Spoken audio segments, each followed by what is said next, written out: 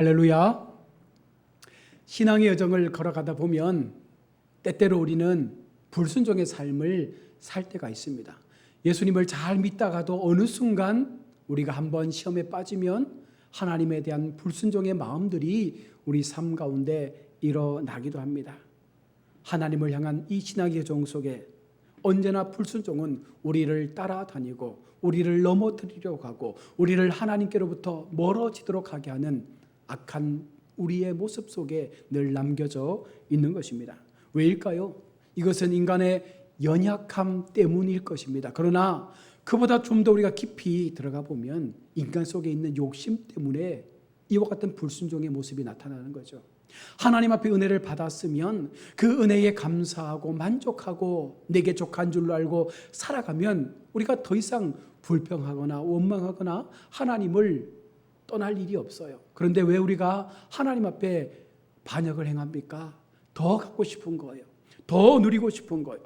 더 내 마음속에 욕심이 일어나서 그것들을 나의 삶 가운데 채우고 싶어하는 그 순간부터 우리는 욕심으로 인하여 하나님 앞에 죄를 짓게 되는 것입니다. 하나님을 향한 모세의 충성과 많은 이적을 보았음에도 불구하고 이스라엘은요, 불순종과 배반으로 광야에서 그 1세대가 모두 죽임을 당했습니다. 이 사실이 우리 가운데 전해주는 의미가 있습니다. 바로 그리스도의 복음을 듣고도 거절하는 이 세대에 대한 경고이기도 합니다.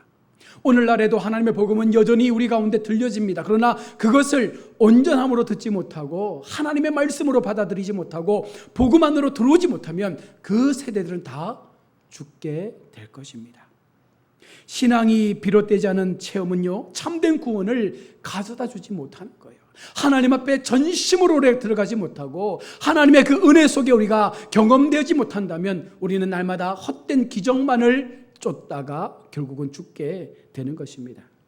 우리 성도들은 하나님을 떠나서 세상으로 향하려는 많은 유혹이 늘 우리 속에 있음을 깨닫고 늘 하나님 앞에 붙잡혀 살고자 하는 마음을 가져야 합니다. 오늘 본문에서 저는요, 그들에게 심각한 경고와 충고를 계속해서 하면서 시편 95편 7절의 말씀을 인용하면서 그들에게 충고합니다. 그 충고가 무엇입니까? 먼저 그들에게 그리스도의 부르심에 대하여 신속히 귀를 기울여야 할 것이다. 하나님께서 우리를 불러주시는 그 부르심에 대해서 우리가 귀를 닫으면 들을 수 없어요. 그것이 들려지지 않으면 결코 하나님의 복음 안에 들어갈 수가 없는 것입니다. 그러면 결국은 무엇입니까? 죽음밖에 없습니다. 그리스도의 말씀에 귀를 기울여서 그가 말씀하시는 대로 실천하라. 오늘 당장 그 일을 시작하라. 내일이면 늦다라고 지금 우리에게 말씀하고 있는 것입니다. 모든 거에는요, 때가 있는 것처럼 하나님의 복음이 들려지는 그 때가 어느 순간 끝날 때가 있다는 거예요. 그래서 우리가 먼저 믿은 우리가 이 복음을 듣고 정말 하나님 앞에 바르게 신실하게 살아감을 통해서 세상의 수많은 이 믿지 않는 세대가 하나님의 복음을 들을 수 있도록 우리는 그 역할을 감당해야 합니다. 또한 그들이 그리스도의 부르심과 충고에 귀를 기울이도록 그들의 마음의 그 완고한 심령들을 깨뜨리라는 것입니다. 그 완고한 마음에 대한 경고를 주시면서 강팍한 마음은 모든 죄의 원천이 됨을 경고하고 있는 거예요. 오늘 8절 말씀에 마음을 완고하게 하지 말라. 출애굽 당시 이스라엘은요, 스스로 그 마음이 완악해졌습니다. 돌과 같은 마음이 되어버렸습니다. 그러니 하나님이 베풀어 주시는 은혜를 보면서도 계속해서 기적을 원하는 거예요. 하나님 이것도 주세요. 이것도 주세요. 계속해서 그들은 바라기만 할 뿐 하나님이 주시는 그 은혜와 기적 앞에 감사하지 못하는 모습으로 그들은 하나님을 쫓고 있는 것입니다. 계속 요구만 합니다. 어떤 때는 이 기적에도 만족하지 못해서 하나님을 오히려 더 원망합니다. 하나님 이것밖에 안 됩니까? 이것밖에 받을 수 없습니까? 인간의 마음이 완고해지면 이런 모습이 되는 거예요. 여러분, 우리의 마음이 돌처럼 굳어지게 되면 아무리 하나님이 우리를 사랑하고 우리에게 은혜를 주셔도 그것이 깨달아지지 않는 것입니다. 하나님의 말씀이 들려지지 않는 거예요. 오히려 더 하나님에 대한 원망과 불평만이 쌓이게 됩니다. 마음이 굳어지면 결국 하나님을 향한 원망이 일어나게 되고 더 이상 은혜를 잊은 백성으로 살아가다 죽게 되는 것입니다. 이어서 그들은 광야에서요, 그들의 조상 이스라엘 백성이 보인 태도를 예로 들면서 그들에게 또 한 번 경고합니다. 광야에서 시험하던 때와 같이 8절의 말씀 속에서 너희 조상들이 광야에서 하나님을 시험했던 그 모습들을 너희가 되새기면서 너희가 어떻게 지금 신앙생활을 해야 되는지, 어떻게 하나님을 믿어야 되는지를 분명하게 기준을 정하라는 것입니다. 이 말씀은 출애굽기 17장 2절에 나오는 반석에 물이 없어서 하나님을 원망했던 그 모습들을 가지고 지금 그들에게 이야기하고 있습니다. 여러분, 우리가 시험 받을 때 종종 반발할 때가 있잖아요. 왜 시험 받으면 반발해야 합니까? 왜 시험 받으면 반발하게 될까요? 그것이 나에게 탐탁지 않은 거예요. 왜 내가 시험을 받아야 합니까? 왜 내가 하나님 앞에 이런 시험을 거쳐야 합니까? 그냥 평탄하게, 평온하게, 그냥 넓은 길로 가고 싶은데 왜 하나님 나에게 이런 고난을 주십니까? 반발하는 거죠.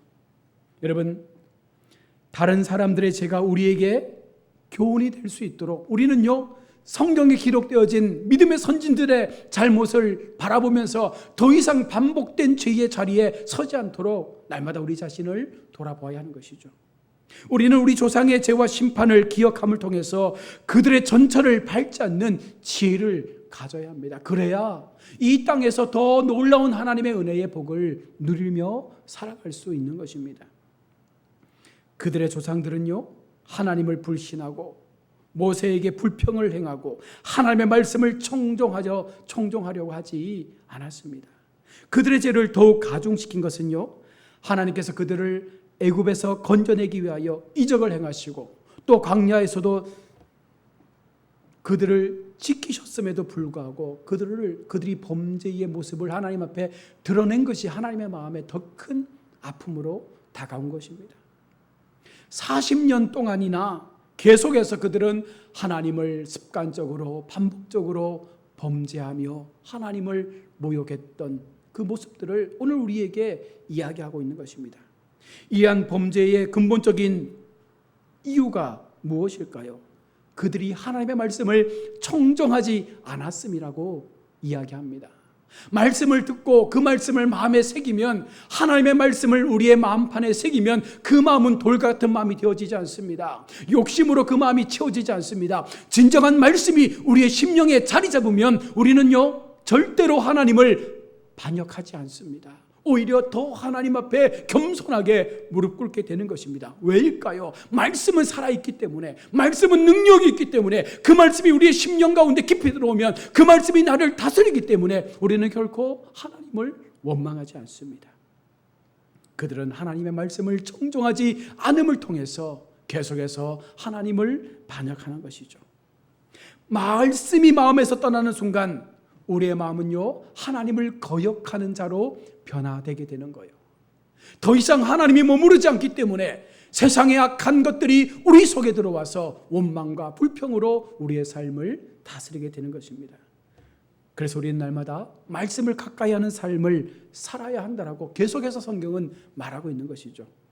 말씀을 가까이 한다는 것은 무슨 말입니까? 하나님과 날마다 가까이 한다는 거예요. 늘 하나님을 내 곁에 모셔두고 늘 하나님과 동행하는 삶을 통하여 나는 오직 하나님과 함께하는 백성으로 마지막까지 살겠다라는 그 의미를 담고 있는 것입니다. 이런 마음속에 품은 죄가 여러분 우리의 입술과 우리의 행동으로 옮겨져서 외부적인 죄로 드러나게 되는 거예요. 내 마음이 돌과 같이 굳어지고 하나님의 말씀이 사라지게 될 때 우리의 마음속에 심겨진 그 악한 본성들이 싹을 틔우면 어느 순간 말과 행동으로 그것이 외적인 죄로 드러나게 되는 것입니다. 그들은 비록 하나님께서 그들 앞에서 아직도 행하셨어도 하나님의 길을 알지 못하고 있습니다. 그들은 하나님의 섭리도 규례도 따르지 않습니다. 하나님께서는 그들의 죄에 대하여 진노하고 있습니다. 그러나 사실은요, 오랫동안 그들에 대하여 크신 인내를 베푸셨음을 오늘 10절은 말씀하고 있습니다. 그러므로 내가 이 세대에게 노하여 이르기를 그들이 항상 마음이 미혹되어 내 길을 알지 못하는도다 하였고, 하나님은 늘 변함없이 그들 속에 하나님의 사랑으로 다가갔지만 그들이 그것을 몰랐던 것입니다. 이스라엘은 불순종으로 말미암아 여호수아와 갈렙을 제외한 20세상의 모든 세대가 가나안 땅에 들어가지 못하고 광야에서 죽음을 맞게 됩니다. 이 사실은 우리에게 몇 가지 교훈을 전해주고 있죠. 먼저는 하나님은 죄에 대해서 결코 무감각하지 않은 분이라는 거예요. 물론 길게 참으시고 오랫동안 인내하시고 용서하시고 우리를 가능하면 하나님의 구원으로 이끌려 하시지만, 그러한 사랑의 충분한 인내에도 불구하고 우리가 계속해서 그 범죄의 자리에 머물려고 할 때 하나님은 반드시 그 죄에 대하여 책임을 물으시는 하나님이다라는 사실입니다. 어떠한 죄라도 하나님을 노하게 할 뿐 아니라 하나님을 슬프게 한다는 것입니다. 하나님은 죄를 너무나 싫어하십니다. 그래서 우리 백성들이 하나님 앞에 죄를 가지고는 나갈 수 없는 거예요. 거룩한 모습으로, 순결한 모습으로, 하나님 앞에 말씀을 가진 그 신실한 모습으로 나아갈 때 우리가 진정한 하나님의 은혜 앞에 설 수 있지, 어떠한 경우든 죄를 가지고서는 결코 하나님 앞에 설 수 없습니다. 만일 계속해서 그들이 죄를 짓고 하나님의 영을 슬프게 한다면 그들은 반드시 심판을 받게 되고 그 이후 자비 없는 지옥의 형벌에 빠지게 될 것임을 분명하게 우리 속에 경고하고 있습니다. 하나님께서는 노하여 그들을 안식에 들어가지 못하게 하시겠다 맹세하고 있습니다. 오랫동안 계속해서 범죄하여 그 죄 가운데 머물 때 마침내 하나님께서 진노를 나타내시는 거예요. 한 번, 두 번 용서하시죠. 그 용서가 길어지고 어느 순간 더 이상 우리가 하나님 앞에 그 죄를 깨닫지 못하고 이제는 완악한 마음으로 계속해서 그 자리에 머물게 될 때 우리는 하나님의 그 진노의 심판에서 피할 수 없는 자리에 서게 되는 것입니다. 오늘 히브리서 저자는요, 12절로 13절의 말씀을 통해서 조상들의 무서운 그 종말을 가지고 너희의 결국도 이렇게 될 수 있음을 말씀하고 있는 것입니다. 오늘 히브리서 기자가 염려하는 것은요, 교리로부터의 분리가 아닙니다. 살아 역사하시는 인격체 곧 그리스도로부터의 분리를 말씀하고 있는 것입니다. 지금 히브리서 저자가 살고 있는 이 시대 속에 수많은 유대인들은요, 유대교로 돌아가는 것을 배교라고 생각하지 않았습니다. 원래 내가 믿었던 종교였으니 배교라고 생각하지 않았겠죠. 그러나 실상은요, 그리스도의 사랑을 부인하는 것이며 하나님을 배반하는 행위라고 성경은 기록하고 있는 것입니다. 그들이 다시금 자신들의 삶의 안위를 쫓아서 유대교로 돌아갈 때에 십자가의 주님을 버리고 유대교로 돌아갈 때 그것은 분명한 배교였습니다. 그것은 죄악을 하나님 앞에 또 한 번 반복적으로 행하는 모습과도 같은 것이었습니다. 그래서 너희가 돌아가는 것은 하나님 앞에 죄다. 너희는 다시금 십자가의 주님을 붙잡고 그 언약 안에 들어와 하나님을 붙잡는 삶으로 살아가는 것이 복이 됨을 말씀하고 있는 것입니다. 그래서 그들에게 경고하는 것이 무엇입니까? 오늘 히브리서 저자는요, 히브리인들에게 돌이켜보라 라고 합당한 경고를 하고 있습니다. 너희 주변을 돌아보라. 안으로나 밖으로나 적이 들어올까 경계하고 우리의 삶을 돌아보라는 거예요. 우리의 마음이 무너지지 않았는지, 우리의 마음이 죄로 가득 차지 않았는지, 우리의 마음 가운데 하나님의 영이 있는지 없는지 날마다 우리의 심령을 돌아보며 그것이 나를 파멸의 길로 이끌어가는지 아닌지를 날마다 점검하며 내 속에 있는 죄의 모습들이 나에게 걸림돌이 되어지는지 돌아보며 하나님 앞에 신실함으로 세워져 갈 것을 경고하고 있습니다.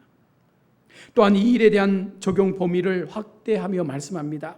12절에 형제들아, 너희가 삼가 혹 너희 중에 누가 믿지 않는 악심을 품고 살아계신 하나님에게서 떨어질까 염려할 것이요.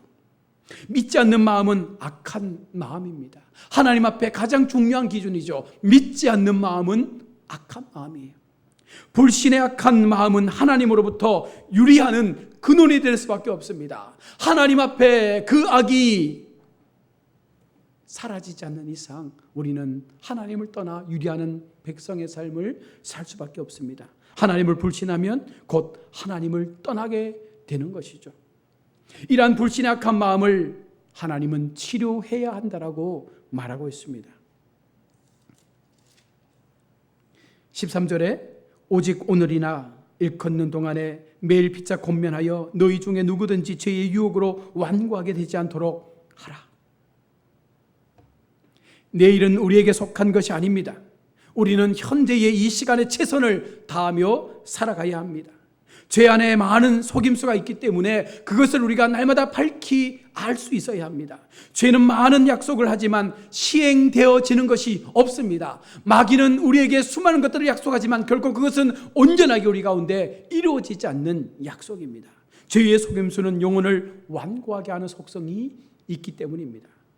또한 잦은 범죄는요 습관이 되고 마는 거예요. 그래서 하나님은요 계속해서 우리가 그 완고한 마음을 치료할 수 있도록 서로 격려하고 서로 위로하며 그 마음이 무너지지 않도록 하나님 앞에 그 마음을 다스리라고 말하고 있는 것입니다. 그래서 매일 피차 권면하여 성도 간의 교제를 충분히 행하라는 것이죠. 교회 속에서 또 우리 세상의 그 믿음의 동력자들의 그 관계 속에서 교제하며 충분히 하나님의 마음을 가진 그 마음을 나누며 그 악함의 모습들을 마음에서 걷어내라는 것입니다. 교제는 신앙 안에 사람들을 하나 되게 하고 죄와 이교 사상에 대한 강력한 방어를 구축할 수 있기 때문에 이러한 교제가 분명 교회 속에 또 성도들 속에 있어야 됨을 말합니다. 따라서 우리는요 교회 모임의 중요성과 온전한 교제가 결핍된 교회는 불완전한 교회임을 깨닫고 늘 하나님 앞에 바른 말씀의 교제를 이루어갈 수 있는 그와 같은 관계를 만들어가야 합니다. 잘 출발했지만 잘 하고 있지만 마지막까지 그 신앙을 지킬 수 있는 끝까지 그 신앙을 지킬 수 있는 사람들을 오늘 하나님은 14절에 격려하고 있습니다. 우리가 시작할 때 확신한 것을 끝까지 견고히 잡고 있으면 그리스도와 함께 참여한 자가 되리라. 성도가 누릴 특권이 무엇입니까? 그리스도께서 계신 곳, 그가 일하실 그 일에 참여하는 것이죠. 그래서 우리 성도들은요 끝까지 견고히 참여하는 자가 되어야 합니다. 마지막까지 참고 기다림으로 인내함으로 하나님 내게 주신 우리에게 주신 이 모든 것들을 견디며 나아갈 수 있는 그 견고함이 우리 속에 필요한 것입니다. 이것은 역설적 양면성을 가지고 있는데요. 이는 인간을 구원하시고 붙드시는 하나님 편의 사역에 대한 그리스도인은요 바로 하나님께서 베풀어 주신 것을 굳게 잡을 책임이 반드시 있다는 것을 가리키고 있습니다. 여기서 우리는 하나님의 구원 행위는 인간의 책임성을 배제하지 않으며 참된 신앙은 전적 헌신과 지속성이 계속해서 견제되어야 한다는 것을 깨닫게 되죠. 계속해서 우리가 그와 같은 견제를 통해서 우리에게 주어진 그 책임성을 감당하며 나아갈 수 있을 때 하나님의 마지막 남겨놓은 그 한 사람이 바로 우리가 될 수 있는 것입니다. 성도가 이런 특권을 누리기 위해서 행해야 하는 조건은 무엇입니까? 믿음을 통하여 전능하신 하나님의 능력의 구원을 지켜나가야 하는 거예요.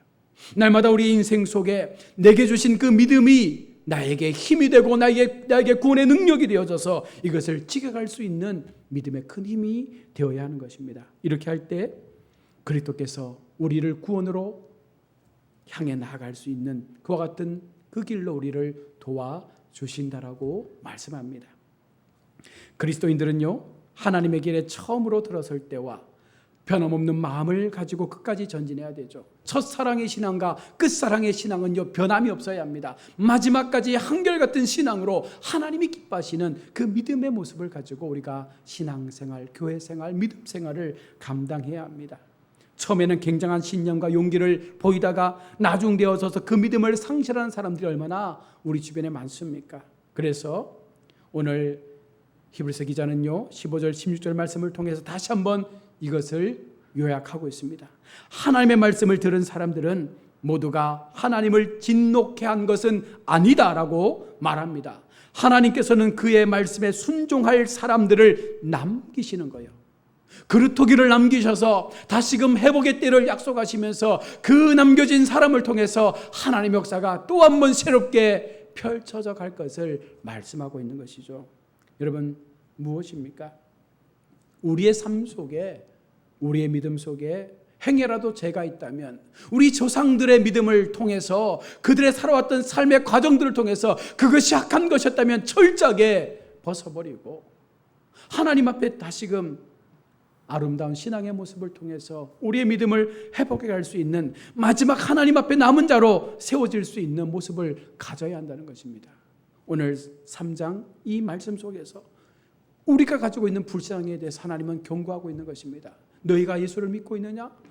그런데 혹시라도 다시금 처음 믿지 않았던 때로 돌아가려고 하는, 지금 이 히브리서가 기록되어지고 있는 이 상황 속에 그들이 다시금 박해와 어려움 속에서 유대교로 돌아가려고 하는 그들에게 하나님은 경고하며 말씀하시는 것처럼 오늘 우리에게도 동일하게 예수를 믿고 있지만 예수 믿는 것이 너무 힘들어서 다시금 옛날 모습으로, 과거의 모습으로 돌아가려고 할 때 그것을 경고하면서 이 불신앙이 얼마나 큰 위험을 우리에게 가져다 주는지를 경고하는 말씀입니다. 말씀을 맺습니다. 사랑하는 우리 성도 여러분, 하나님은요 우리에게 끝까지 인내하시겠죠. 오랫동안 참으시겠죠. 그러나 그것이 더 이상 우리 삶 속에서 회복될 수 없다라고 느껴질 때 하나님은 그를 향하여 심판을 행하실 것입니다. 그런 심판의 자리에 이르는 우리 인생이 아니라 마지막까지 하나님 남겨놓은 그 마지막 하나님의 사람들 되어져서 이 불신앙을 우리의 신앙 가운데 벗어버리고 정말 하나님이 원하시는 거룩한 신앙의 삶을 통하여 끝까지 힘들지만 견디며 나아갈 수 있는 하나님의 백성다운 모습의 삶을 살아갈 수 있을 때 이것이 참으로 하나님이 기뻐하시는 거룩한 성도의 남은 자의 모습이 되는 줄로 믿습니다. 이것이 결코 쉬운 일은 아니겠지만 이렇게 살아가는 것이 많은 것들을 포기하고 어려운 인생의 삶을 살아가야 되겠지만 그러함에도 우리에게는요 하나님이라는 가장 위대하고 우리에게 가장 큰 능력이 되시고 우리에게 가장 큰 위로가 되시는 그 주님께서 우리를 알고 계시기에 우리는 그 주님을 바라보며 남은 우리의 시간들을 끝까지 이 믿음으로 달려갈 수 있기를 소원합니다. 하나님은 그와 같은 사람들을 기억하실 것입니다. 그와 같은 하나님의 사람들을 붙잡고 계시고 그들을 통하여 마지막 남은 하나님의 그 거룩한 심판 앞에 하나님의 또 찾고자 하는 사람들을 회복하기 위하여 우리를 도구로 삼으시는 줄로 믿고 끝까지 이 믿음의 경주를 함께 달려가시는 우리 모든 복된 성도님들 다 될 수 있기를 주의 이름으로 축원합니다. 아멘. 기도하겠습니다.